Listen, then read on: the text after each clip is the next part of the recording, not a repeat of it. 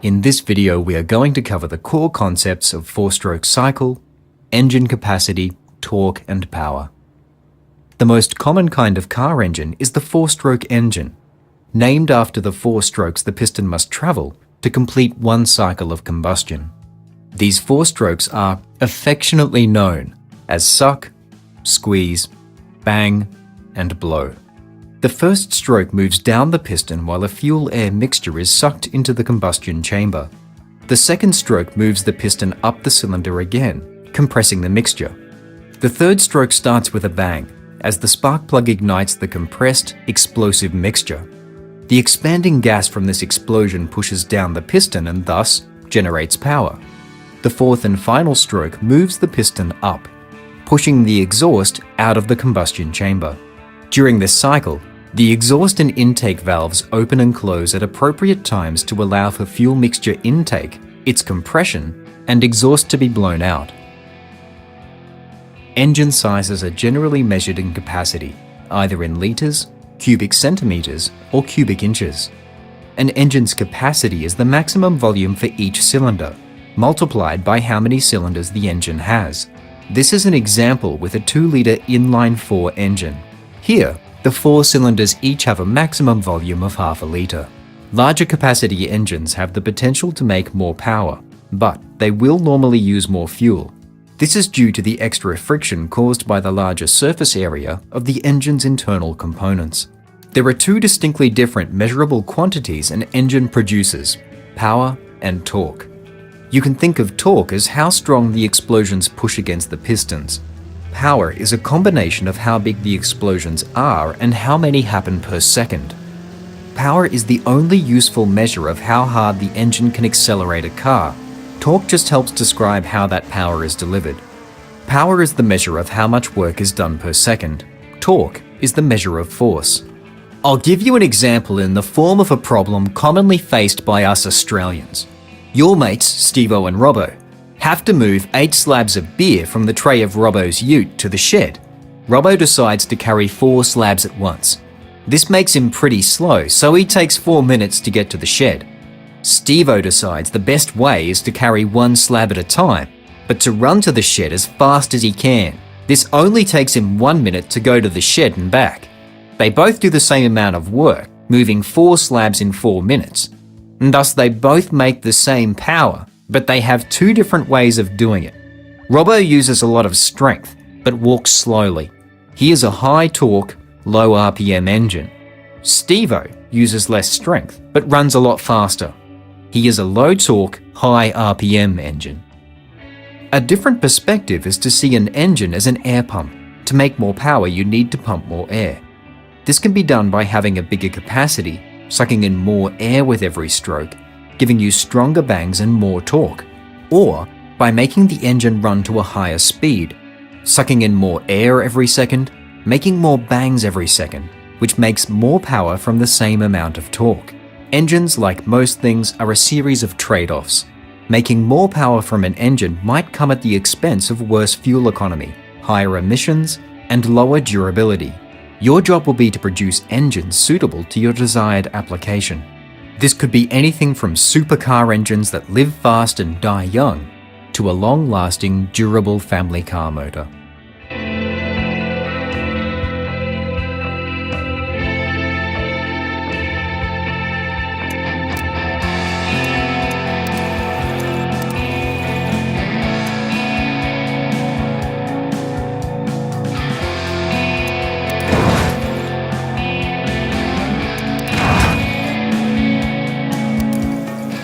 Compression describes the ratio at which the fuel-air mixture is compressed from the volume at the bottom of the intake stroke to the volume at the top of the compression stroke.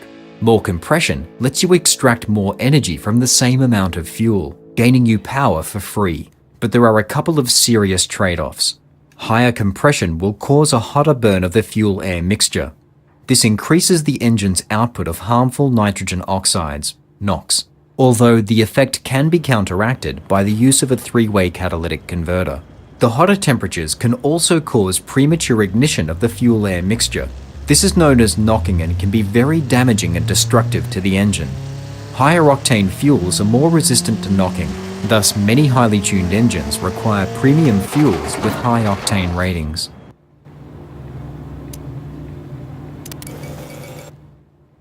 In this video, we are going to cover both what a cam is, as well as cam profile. Cams are made of an egg-shaped disc placed on a shaft. As the cam rotates, the peak of the egg shape will press down on the top of a valve, forcing the valve to open. As the peak of the cam passes, the valve is closed by a spring pushing the valve back against the cam. Engines have multiple cams placed along a cam shaft, rotated at different angles to open the valves at the different times required by each piston. Cam profile describes how far and for how long the cam opens the valves during the various strokes. At higher engine speeds, you can make lots more power by keeping the valves wider for longer, using the inertia of the air rushing in to squeeze more into the cylinder. This is a trade-off, however, as holding the valves open for longer will make the engine push air and fuel back out the valves, making it lose power at lower engine speeds, consume lots more fuel, run very roughly at idle, increases emissions, and in extreme cases, shoot flames out the exhaust. Cam profile causes complex changes in the way the engine produces torque. If you look at the graph, this shows how torque changes.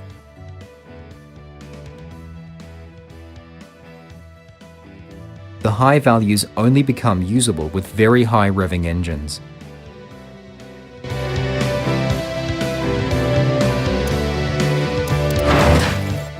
There are two fundamentally different aspiration types.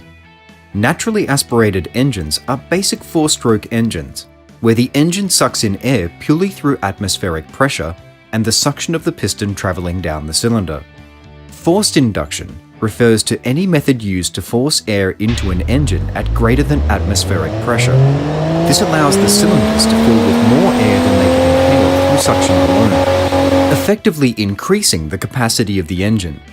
Using forced induction, an engine can achieve much higher power outputs without needing a bulky, less fuel-efficient, large-capacity engine. Neither does it have the poor low RPM performance and reliability problems of a highly tuned, naturally aspirated motor. There are two variants of forced induction, both comprising a pump to force air into the engine, but using different methods to drive the pump. Supercharging is the oldest and simplest method of forced induction. It consists of an air pump that is driven by the engine via a belt. As a supercharger is directly driven by the engine, it responds instantly to changes in engine speed and makes for a responsive and torquey engine with appreciably more power. However, a supercharger also requires a significant portion of the engine's power to operate. Therefore, both fuel economy and maximum power output are relatively poor compared to turbochargers. A turbocharger makes use of the energy in the engine's exhaust gases to spin up a freewheeling turbine. The turbine drives a compressor wheel, which is then used to force air into the engine. Because a turbo makes use of the energy contained in the exhaust to drive itself, it wastes very little engine power and has the potential to create a very powerful engine. As the turbine is not directly connected to the engine and relies on the flow of exhaust gas, it doesn't always respond instantly to changes in throttle and tends to operate poorly at low RPM, particularly in powerful engines when a very large turbocharger is used.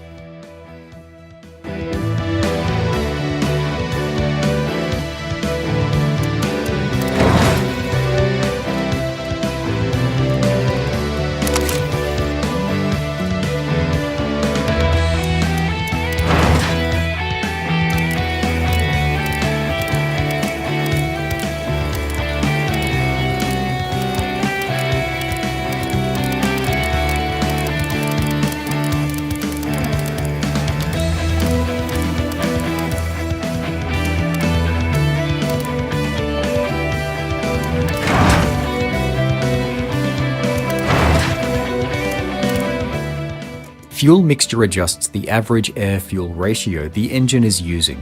A ratio of 14.7 parts of air to 1 part of fuel is known as the stoichiometric mixture, STOIC for short.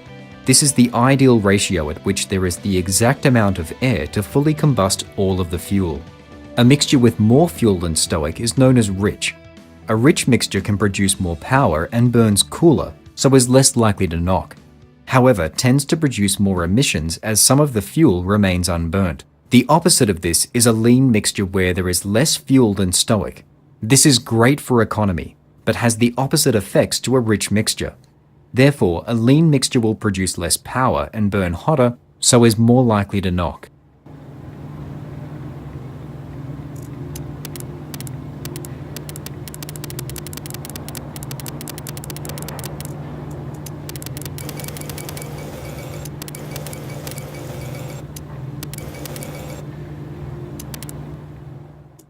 Ignition timing refers to when the spark plug fires relative to the position of the piston. As it takes some time for the spark to set off combustion, the spark must be fired before the piston reaches the top of the cylinder, thus causing the highest combustion pressure to occur when the piston reaches the top. The faster the engine spins, the earlier the spark needs to be. The earlier the spark happens, the more advanced the ignition timing is said to be. More advanced timing usually allows you to extract more power from combustion, making for a more efficient engine, but can cause knock in high compression engines running low-octane fuel. The later the spark happens is known as retarded timing. Retarded timing will reduce power, but can allow an engine to run on poor quality fuel.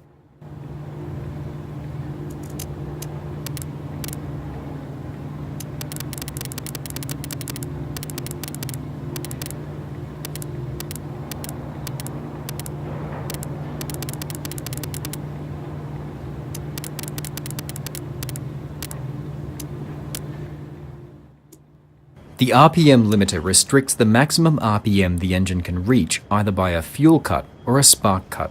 A lower RPM limit will lessen wear, giving your engine a longer lifetime. A higher RPM allows the engine to reach higher speeds, allowing it to make more power at the expense of the engine's lifespan.